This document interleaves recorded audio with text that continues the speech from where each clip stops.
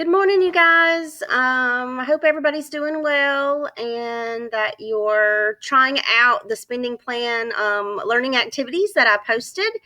So today I have given you the Brown family spending plan to practice with. You're going to be reading about John and Tia Brown. They have actually told you what their goals are. So they've expressed those right here at the beginning. And your task is to take their income and expense information that they've given you down here on the second page and fill in this blank template. So you're going to fill in their income and expense statement that they have provided you with, all of this information. This is what happened last month. You're going to fill that into column C. Be sure that you fill in formulas where they belong. So total income should be calculated using a formula. And then down here, total expenses should be a formula, and net gain or net loss should be a formula. So then after you've done that, you are to create a spending plan based on how much they spent in the previous month. I also want you to personalize their spending plan. So if there are categories here that don't apply to John and Tia, I want you to remove those, just kind of clean it up a little bit. And then, of course, you're going to complete column D and tell how much they're going to be planning on spending in the upcoming month.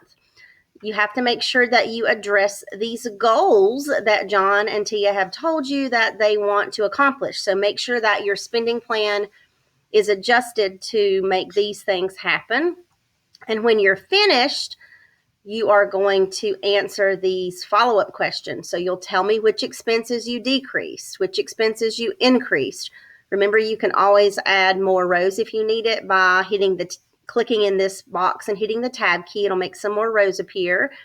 The next question asks you to take John and Tia's goals and turn them into SMART goals. So we learned about SMART goals early on in the class. Remember, the goal has to be specific, measurable, attainable, realistic, and time-bound. So just as an example, let's look at their first goal. It says to increase the amount of their emergency savings. So right now, this goal is specific. It tells specifically what they want to do with the money. It's not measurable, though. It doesn't tell how much they want to increase the fund by.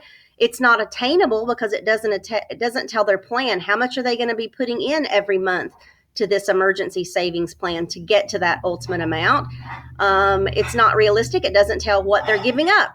Where are they taking that money from? Where had they been spending it that they're now going to put it into emergency savings?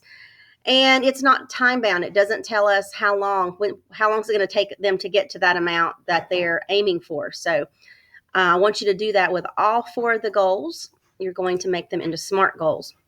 When it says what control system should they use, so this is back from the info sheet. Should they use a spreadsheet? Should they use the envelope method? Which method are you recommending that they use?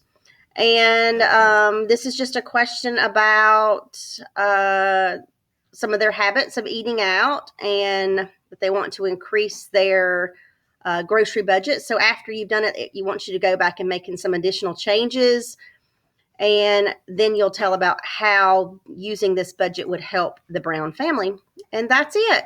So not too difficult. Just make sure that you don't forget to put your formulas in and you don't forget to address these goals when you're creating their budget. Let me know if you have any questions. Have a great day.